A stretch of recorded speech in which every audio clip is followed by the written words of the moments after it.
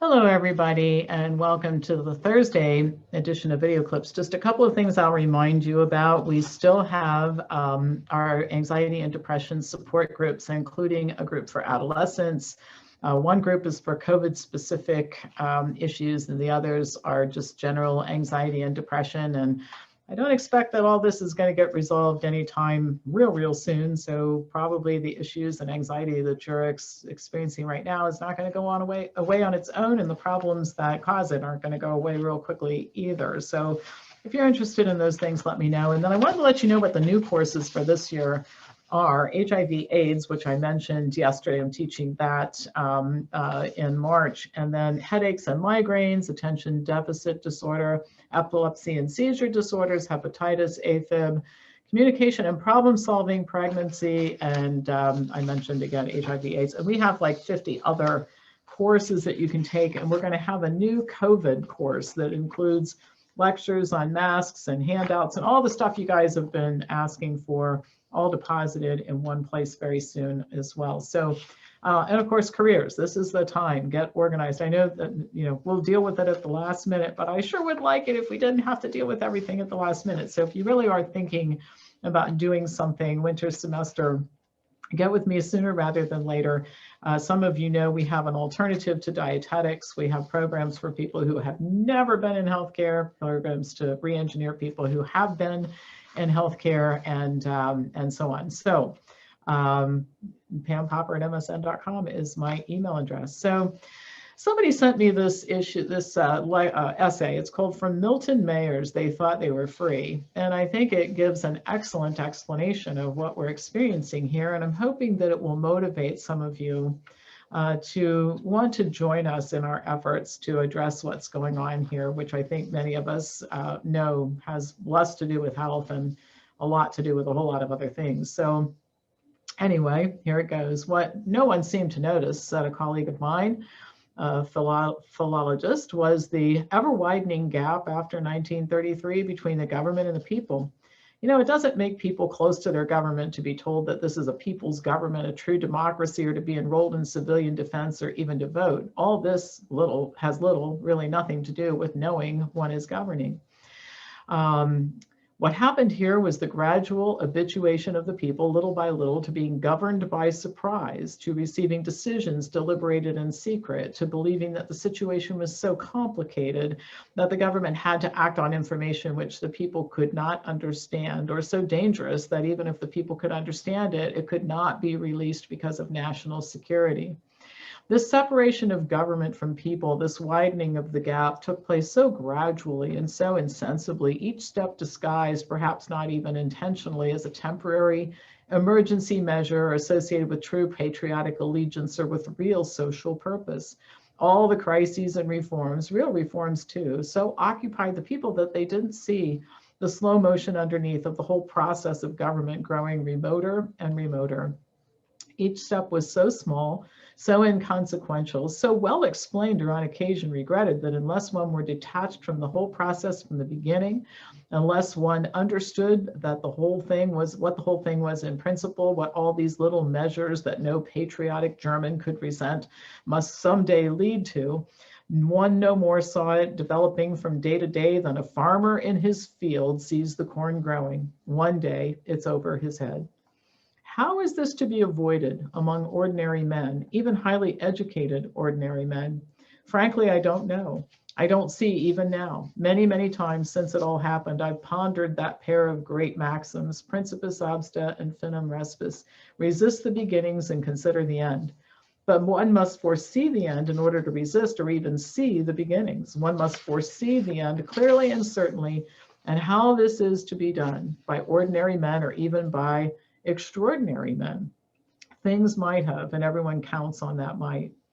Believe me, this is true. Each act, each occasion is worse than the last, but only a little worse. You wait for the next and the next. You wait for one great shocking occasion, thinking that others, when such a shock comes, will join you in resisting somehow. You don't want to act or even talk alone. You don't want to go out of your way to make trouble. Why not? Well, you're not in the habit of doing it. And it's not just fear of standing alone that restrains you. It's also genuine uncertainty. Uncertainty is a very important factor, and instead of decreasing as time goes on, it grows. Outside in the streets and the general community, everyone's happy. You speak privately to your colleagues, some of whom certainly feel as you do, but what do they say? They say it's not so bad, or you're seeing things, or you're an alarmist. And you are an alarmist. You're saying that this must lead to this, and you can't prove it. These are the beginnings, yes, but how do you know for sure when you don't know the end? How do you know or even surmise the end? On the one hand, your enemies, the law, the regime, the party, intimidate you. On the other, your colleagues poo-poo you as pessimistic or even neurotic. You're left with your close friends, who are naturally people who have always thought as you have. But your friends are fewer now. Some have drifted off somewhere, submerged themselves in their work. You no longer see as many as you did at meetings and gatherings. Informal groups become smaller. Attendance drops off in little organizations, and the organizations themselves wither. Now, in small gatherings of your oldest friends, you feel that you're talking to yourselves. You're isolated from the reality of things. This weakens your confidence still further and serves as a further deterrent to what? It's clear all the time that if you're going to do anything, you must make an occasion to do it. And then you're obviously a troublemaker, so you wait and you wait. But the one great shocking occasion when tens or hundreds or thousands will join with you never comes. But of course, this isn't the way it happens. In between come all the hundreds of little steps, some of them imperceptible, each of them preparing you not to be shocked by the next. Step C is not so much worse than step B. And if you did not take a stand at step B, why should you at step C? And so on you go to step D. And one day, too late, your principles, if you were ever sensible of them, all rush in upon you. The world you live in, your nation, your people, is untouched, is not the world you were born in at all. The forms are all there, all untouched, all reassuring. The houses, the shops, the jobs, the meal times, the visits, the concerts, the cinema, the holidays, but the spirit, which you never noticed because you made the lifelong mistake of identifying it with the forms, is changed. Now you live in a world of hate and fear, and the people who hate and fear do not even know it themselves. When everyone is transformed, nobody is transformed. Now you live in a system which rules without responsibility even to God. The system itself could not have intended this in the beginning, but in order to sustain itself, it was compelled to go all the way. Life is a continuing process, a flow, not a succession of acts and events at all. It has flowed to a new level, carrying you with it without any effort on your part. On this new level you live, you have been living more comfortably every day with new morals, new principles. Suddenly it all comes down all at once. You see what you are, what you have done, or more accurately, what you haven't done, for all that was required of most of us, that we do nothing. You remember those early meetings of your department at the university when, if one had stood, others would have stood perhaps, but no one stood. A small matter, a matter of hiring this man or that, and you hired this one rather than that. You remember everything now and your heart breaks. Too late. You're compromised beyond repair. And so this is obviously about how the Germans disintegrated, the society disintegrated to the place where the Nazis took control. And people woke up one day in a new reality. And I think the end is perhaps the most important. I think, I think a couple of things are really important. One is the imperceptible, the things get worse and worse, but they do so in such a small way that it's barely noticeable. And we just adjust, people just adjust. And I think we really have to not do that. I think it really is time to say no more. And I think the other thing, what's required of most is to do nothing. And I've said before, I take a lot of heat for statements like this, that there are a lot of people who by actually doing nothing are actively supporting all of this. They're actually co-conspirators in the horrible things that have happened in the last several months, in which I talk about on video clips and on Friday, particularly when I talk about consequences. So this video is going to post on New Year's Eve, and I want everybody to think about, as we go into 2021, what your response has been to this.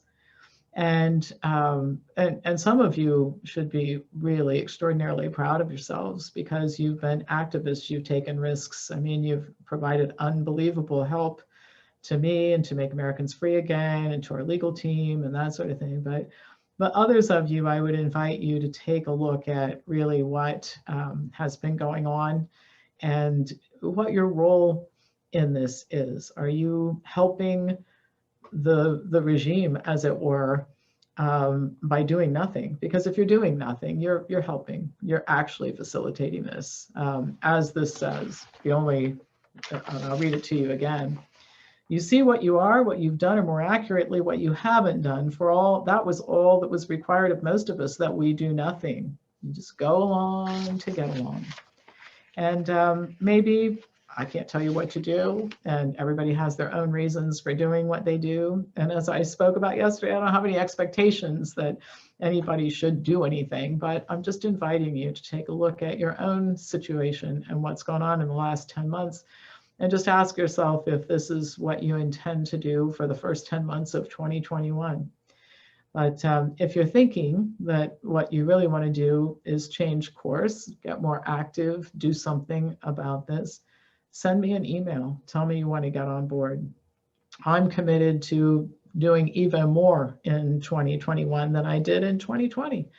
And how am I going to do that? Well, I'm going to do it by being better organized and also knowing a little bit more what's going on here. I think we're at a place where we understand what's happening, and I'm much more organized to deal with what's happening and to this new level of insane activity that goes on in my life every day now. And I'm just more equipped to deal with it. But I'm going to do more, and not more going along to get along, more activism, more and better leadership, and getting more done. So I'll invite you to do a little end of the year assessment. I do this every year anyway. I take a look at what happened this year, what do I need to do differently, what worked out great, I want to keep that the same, and so on. Just a good idea to do, period. And certainly a good idea to do in view of this mess that we find ourselves in still after all this time. We're going to get out of it. It's going to happen with or without you, but I'll tell you, it's so much easier. Many hands make light work. So if you're inclined to join us, that makes our work much easier.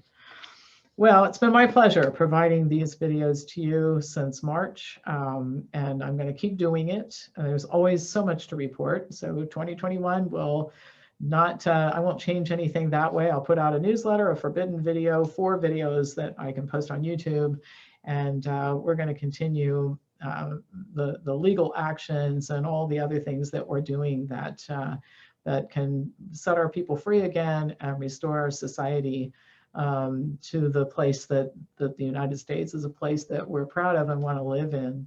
So that's it for 2020, and let's look forward to a better 2021 in many, many ways. Thank you for watching.